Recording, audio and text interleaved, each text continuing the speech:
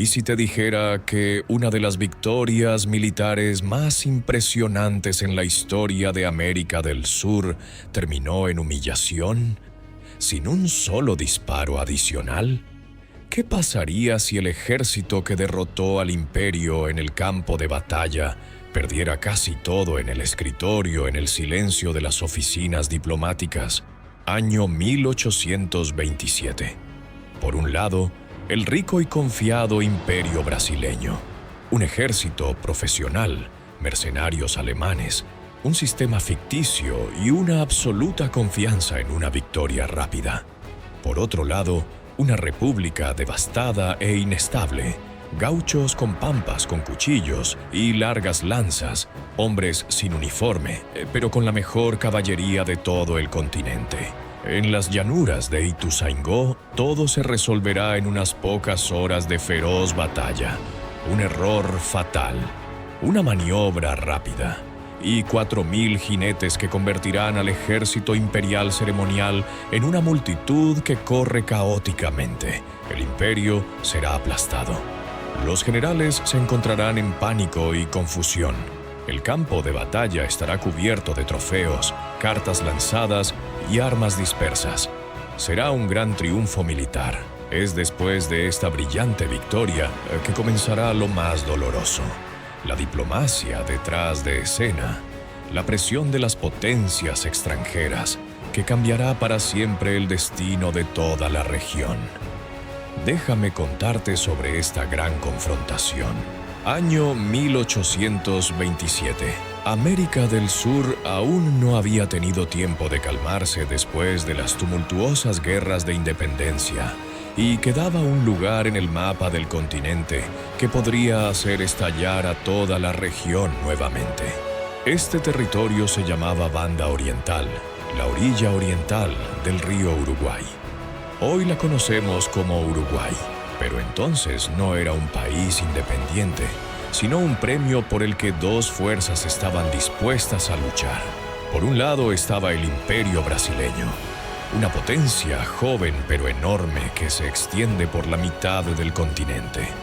Su capital, Río de Janeiro, era un puerto rico a través del cual fluía el dinero del azúcar, el café y el trabajo esclavo. El emperador Pedro I quería una cosa: mantener el control de Banda Oriental, porque esta tierra era una clave estratégica para la desembocadura del vasto sistema de ríos de la Plata. Perderla significaba abrir el camino a la influencia argentina. El ejército del imperio brasileño parecía lo que debería ser el ejército de un estado que se considera una gran potencia.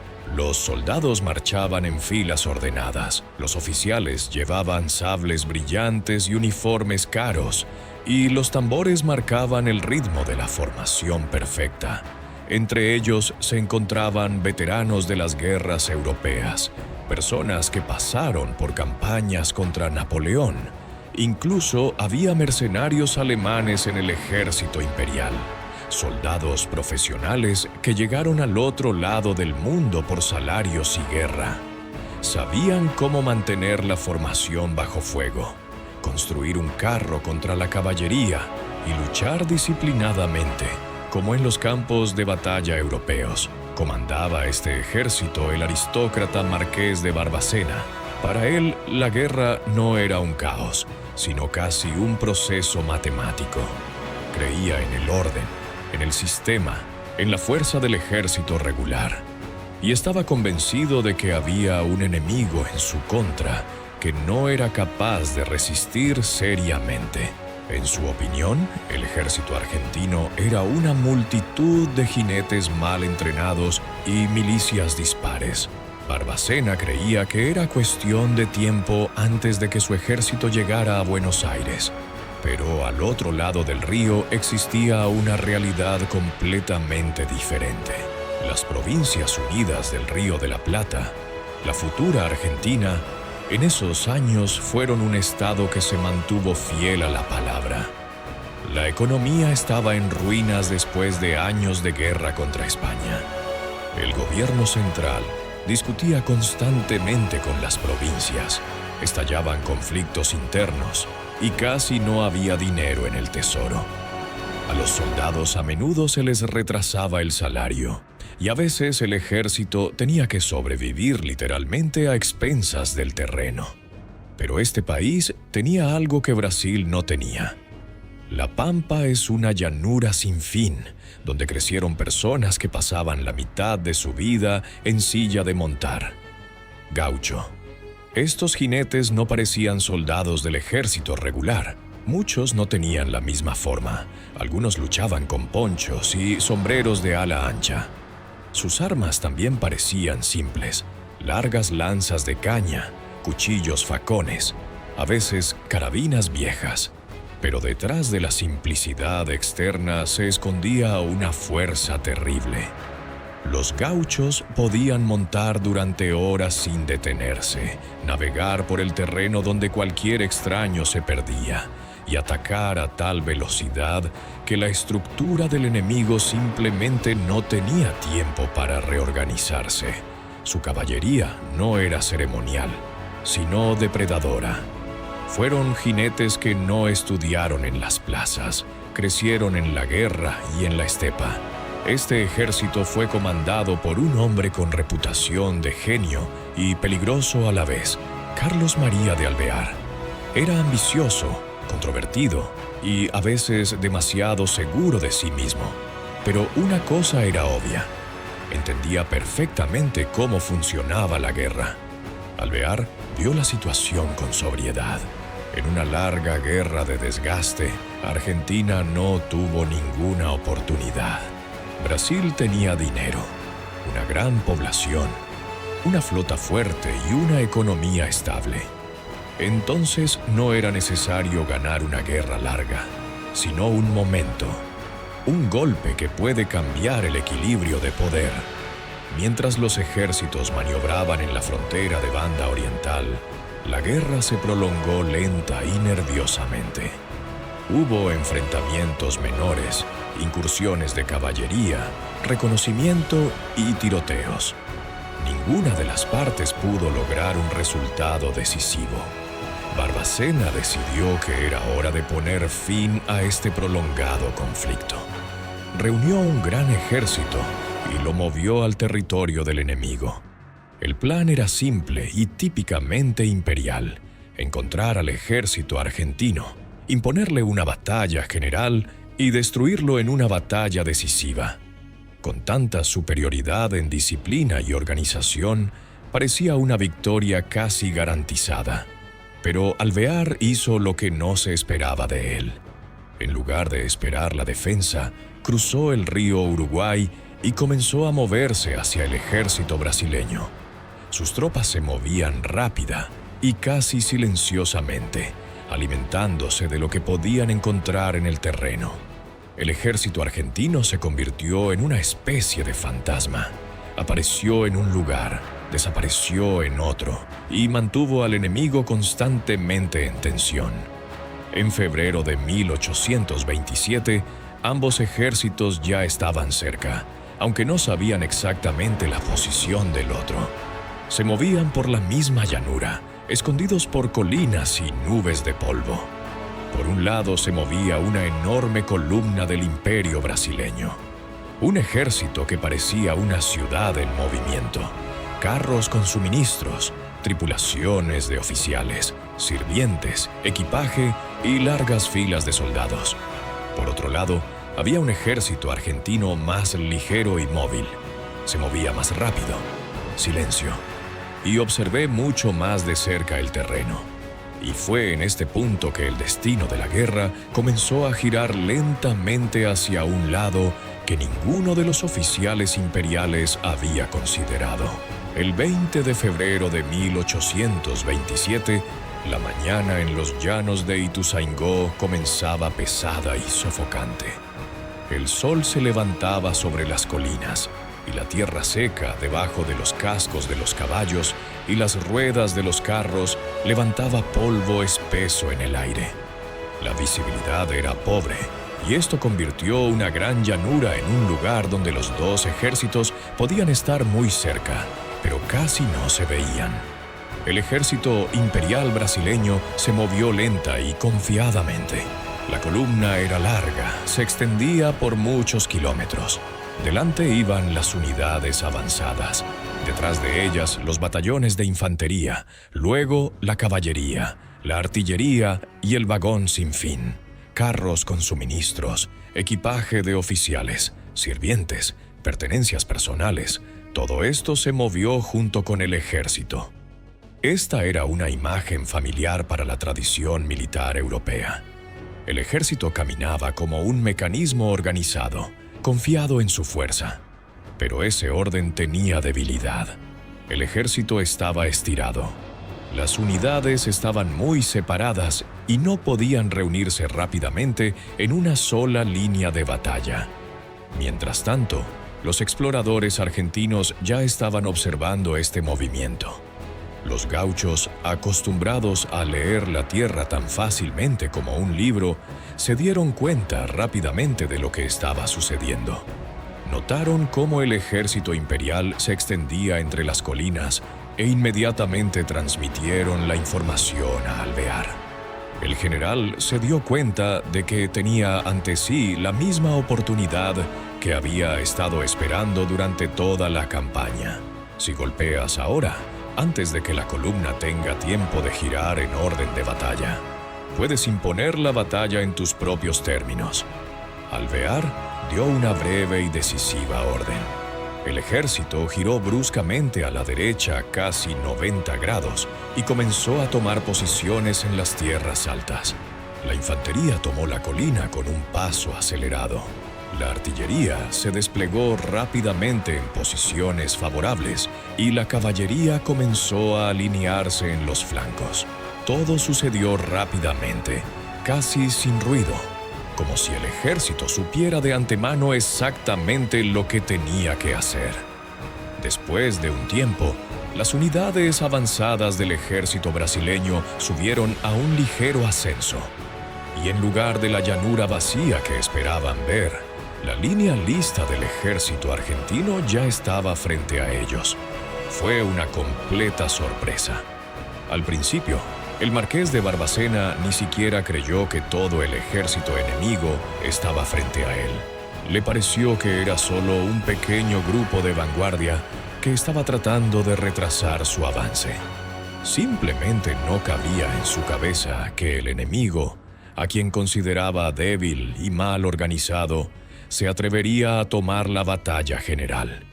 Fue en este momento que cometió un error que determinará el resultado de toda la batalla. Sin esperar el acercamiento del resto de su ejército, Barbacena ordenó a las unidades avanzadas atacar de inmediato. La caballería imperial avanzó. Los batallones de infantería y los mercenarios alemanes comenzaron a levantarse detrás de ella. Subieron la pendiente, tratando de alinearse y prepararse para el ataque. Pero en el momento en que las primeras filas se acercaron a las posiciones argentinas, la artillería comenzó a hablar. Los cañones del ejército argentino, comandados por el coronel Irriarte, abrieron fuego casi a quemarropa. El estruendo rompió el silencio de la mañana. Los núcleos se estrellaron contra las densas filas de la infantería que avanzaba, desgarrando la formación y convirtiendo las columnas ordenadas en caos. La gente caía, las armas salían volando de sus manos, la tierra se elevaba en el aire junto con el polvo y la sangre. Pero el ejército imperial era profesional. Incluso bajo fuego, sus soldados trataron de mantener el orden. Los mercenarios alemanes rápidamente comenzaron a construir quads defensivos, construcciones cuadradas con bayonetas expuestas que podían detener a la caballería. La batalla se convirtió rápidamente en una lucha caótica y brutal. En el flanco derecho del ejército argentino tuvo lugar uno de los enfrentamientos más dramáticos de toda la batalla.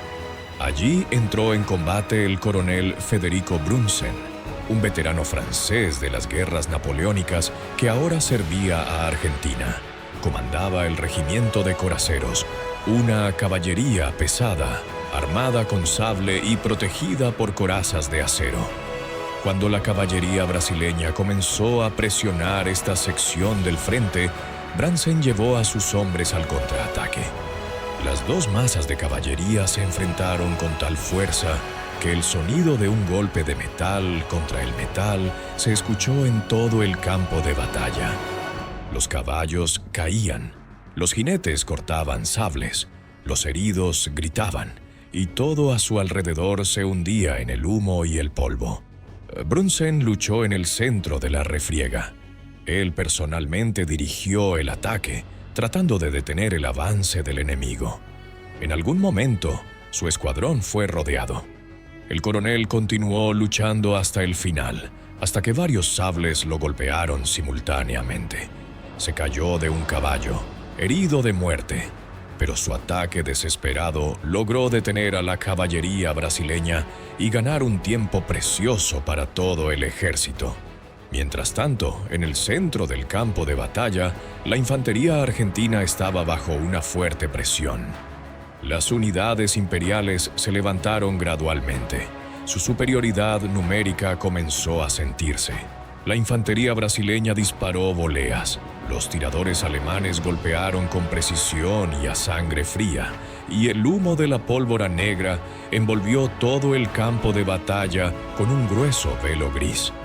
A veces los soldados veían al enemigo solo unos pasos delante de ellos. La batalla se convirtió en cuerpo a cuerpo. Las bayonetas chocaron con cuchillos. La gente luchó literalmente a la distancia del brazo. La línea argentina comenzó a tambalearse. Si la presión continúa un poco más, el ejército imperial podría romper el centro y cambiar el rumbo de la batalla. Desde el exterior, parecía que la enorme y disciplinada máquina militar de Brasil todavía estaba comenzando a presionar y romper lentamente la resistencia de la República. Pero Alvear se mantuvo tranquilo en ese momento. Al mediodía, el campo de batalla ya se había convertido en un caos de humo, polvo y gritos de los heridos. Varias horas de feroces ataques agotaron a ambos ejércitos. Los brasileños todavía presionaban hacia adelante, tratando de restaurar el orden, pero su sistema ya había comenzado a desmoronarse. Los batallones se mezclaron. La caballería perdió la coordinación y las mismas líneas ideales de las que el ejército imperial estaba tan orgulloso desaparecieron. Alvear observó este momento con un cálculo frío. Estaba esperando exactamente eso, cuando una enorme máquina de guerra comenzara a perder forma. Cuando los soldados se cansan, los oficiales pierden el control y la formación se vuelve vulnerable. Y luego levantó el sable. La orden fue corta. Adelante. En ese momento, el campo de batalla comenzó lo que más tarde se llamaría uno de los ataques de caballería más feroces en la historia de América del Sur. Miles de jinetes se movieron de los flancos, primero lentamente, luego todo más rápido. Los caballos pasaban al galope completo, y la llanura temblaba por los golpes de los cascos. No era la caballería europea. Fue un elemento de la pampa. Miles de gauchos con largas lanzas y cuchillos facones se lanzaron hacia adelante. Muchos eran sin uniforme, con ponchos, pero todos eran jinetes que crecían en la silla de montar. Sus gritos barrieron el campo de batalla junto con el estruendo de los cascos. La infantería brasileña vio esta avalancha demasiado tarde. Los oficiales intentaron construir un carro. Los soldados se reconstruyeron apresuradamente, pero el orden ya había sido violado por ataques anteriores. La caballería golpeó con toda su fuerza. La línea del ejército imperial no resistió. Las lanzas perforaron la formación.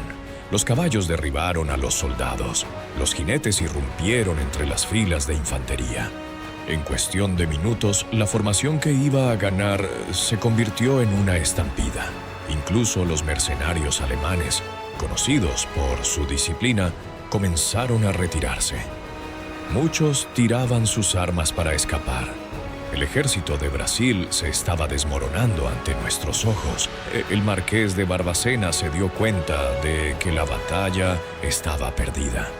Casi fue rodeado por jinetes argentinos y se vio obligado a huir, abandonando el carruaje, los mapas y parte del cuartel general. Cuando terminó la batalla, el campo de Ituzaingó estaba cubierto de armas abandonadas, carros destrozados y cuerpos de soldados con coloridos uniformes imperiales. Fue una victoria militar total. En Buenos Aires, la noticia fue recibida como un triunfo. La gente salía a las calles, las campanas sonaban, celebrando la victoria sobre el vasto imperio. Parecía que el resultado de la guerra ya estaba decidido. Pero lo más doloroso ocurrió más tarde. Argentina estaba agotada por la guerra y sufrió un bloqueo naval. Presionado por la crisis económica y los comerciantes extranjeros, el gobierno envió al diplomático Manuel José García a Río de Janeiro para negociar la paz. Y ahí fue donde ocurrió el escándalo político. A pesar de la victoria en el campo de batalla, García firmó un tratado preliminar que efectivamente renunciaba a los derechos de Argentina sobre la banda oriental. Cuando la noticia llegó a Buenos Aires, la ciudad explotó. La gente salió a las calles acusando al gobierno de traición. El tratado fue rechazado, el gobierno pronto cayó, pero la situación ya había cambiado. La guerra agotó a ambos lados y era casi imposible continuar. Como resultado, con la mediación del Reino Unido, se tomó una decisión de compromiso. La banda oriental no se convertiría en Argentina ni en Brasil, se convertirá en un nuevo estado. Así nació la República Oriental del Uruguay.